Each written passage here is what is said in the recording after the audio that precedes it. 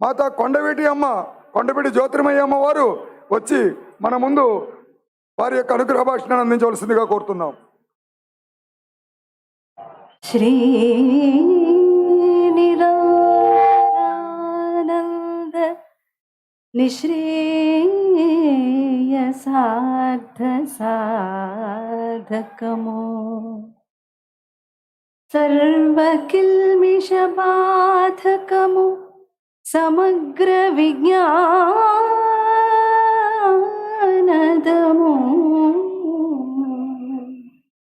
మహామహిమఘనము శరణమగు మాకు సద్గురు చరణయుగము శరణమగు మాకు సద్గురు చరణయుగము శరణమగు మాకు సద్గురు చరణయుగము.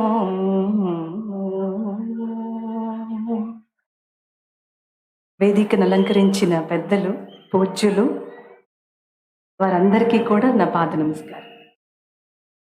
అలాగే సుదూర ప్రాంతాల నుంచి చాలా కష్టపడి చాలా ఇబ్బందులను శ్రమను తీసుకుని నడుచుకుంటూ చాలా వినయంగా వచ్చి కూర్చుని ఇక్కడ మేమేం మాట్లాడతామా అని ఆపేక్షతో ఎదురు చూస్తున్నటువంటి ఇన్ని పాదాలకు నమస్కారం. ఓంకారం మనందరికీ దర్శి. రాముడు ధర్మం.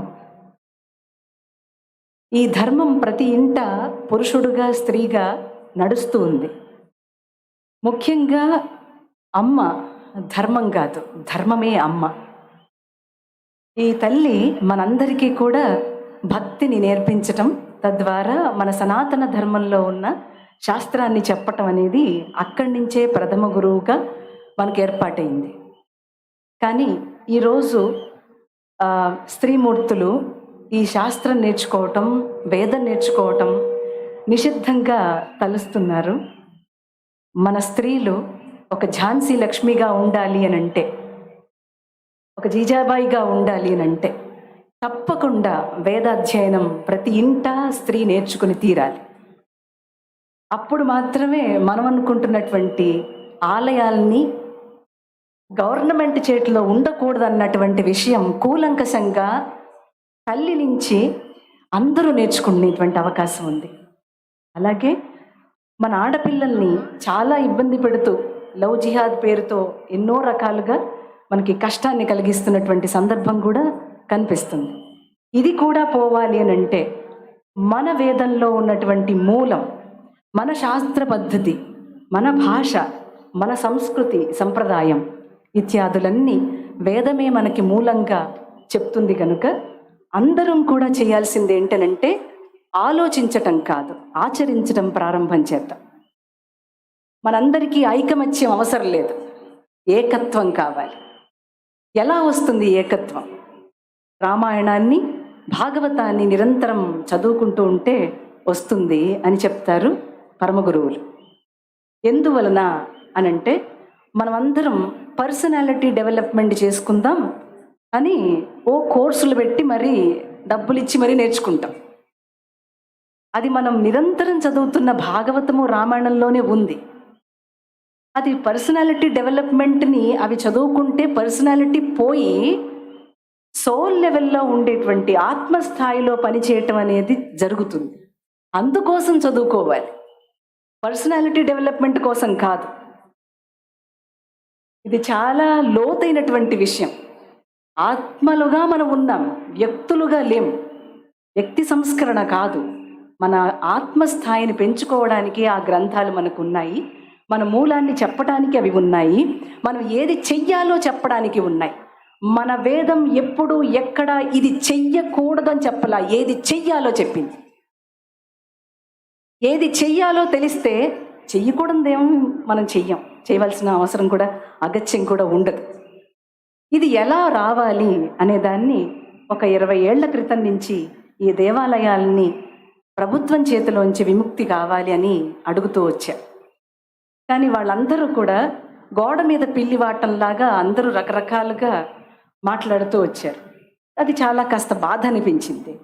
దేవాలయాలు ఎందుకు అడుగుతున్నాము అనంటే, మన స్త్రీలకు ఈ వేదాధ్యయనం నేర్పించవలసినటువంటి ఆవశ్యకత ఇప్పుడు వచ్చింది. ఇది మనం చేసి తీరవలే. ఇది చేస్తే తప్పించి మనకు అసలు ఆ మూలం ఏంటో తెలియదు. ఆత్మస్థాయిలో ఎలా ప్రవర్తించాలి, ఎలా ఉండాలి, దాన్ని మనం సుస్థిరపరచుకోవడానికి there is no other way. ఎందుకు అనంటే, భారతీయుడు ఎప్పుడూ వెలుగులో జీవించడానికి అపేక్ష పడతాడు. భారతీయుడు అంటేనే వెలుగులో జీవించడానికి అపేక్ష పడేది. అయోధ్యని ఎలా నిర్వహించుకుంటున్నాం ఇప్పుడు, అలాగే అన్ని దేవాలయాల్ని మనం నిర్వహించుకోవచ్చు. మనకు స్వతంత్రం ప్రతిపత్తి ఇవ్వగలిగితే మన ఆలయాలన్నీ కూడా ఏ ఏ స్థాయిలలో ఉన్నాయో వాటన్నిటినీ తీర్చిదిద్దుకోవడానికి అక్కడున్నటువంటి స్త్రీలే దీనికి పూనుకోవాలని నా ప్రతిపాదన. ఆ స్త్రీలందరూ కూడా ఆ దేవాలయానికి సంబంధించినటువంటి భూములన్నీ కూడా తీయాలి, చిట్ట అంతా తీయాలి. అప్పుడు వాళ్ళకి చురుకొస్తుంది.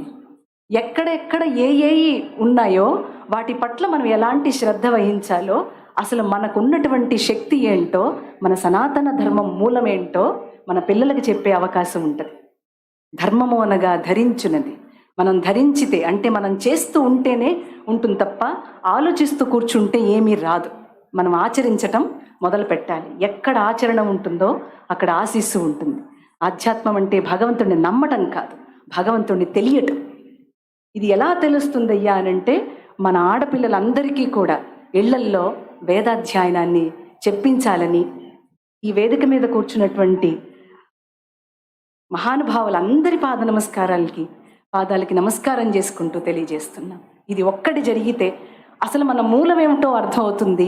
మన ఆలయాలు మన చేతుల్లోకి తీసుకురావడానికి ఎంత విలువైనటువంటి విషయమో, మన ముందు తరాల వాళ్ళకి ఏమి ఇవ్వాలో అది ఇవ్వగలిగేటువంటి ఒకనొక సమాలోచన వస్తుందని, మనందరం ఒక ఏకత్వంలో నడవాలని మనస్ఫూర్తిగా ఆకాంక్ష చేస్తూ నామం చెప్దాం.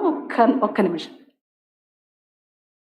శ్రీరామ జయ రామ జయ జయ రామ, శ్రీరామ జయ జయ రామ, శ్రీరామ జయ రామ జయ జయ రామ, శ్రీరామ ఓ రామ ఓ రామ ఓంకార రామ, ఓ రామ ఓ రామ ఓ రామ ఓంకార రామ, ఓ రామ ఓ రామ ఓంకార రామ, శ్రీరామ జయ రామ జయ జయ రామ, శ్రీరామ జయ రామ జయ జయ రామ, శ్రీరామ జయ రామ జయ జయ రామ.